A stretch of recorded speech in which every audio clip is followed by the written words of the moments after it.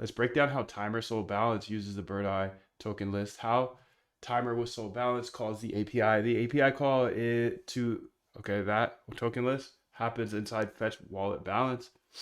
This function is then called by there. This function is essentially a wrapper around fetch wallet balance. Log timer entry minutes. This function is called once at the beginning of each new timer session after you enter the duration.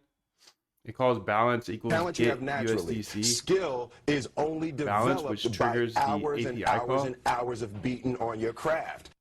Main functions inner loop here.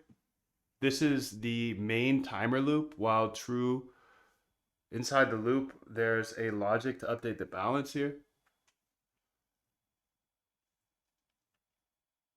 Is set to 5. The condition last balance is none ensures the API call is made at the very beginning of the first timer count. Subsequently, an API call is made if time since end of timer here. Frequency of API calls at the start of each timer session when there's a new duration during an active timer countdown. One call immediately when the countdown starts.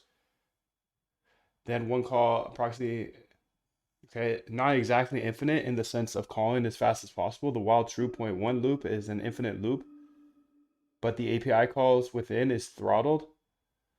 Potential for high usage. If balance update minutes is set to a very small amount, which is currently it's 5, then yes.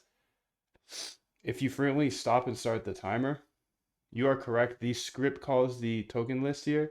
Once when a new timer duration is logged, once when the timer countdown visually begins, then approximately every 5 minutes when a timer is actively counted.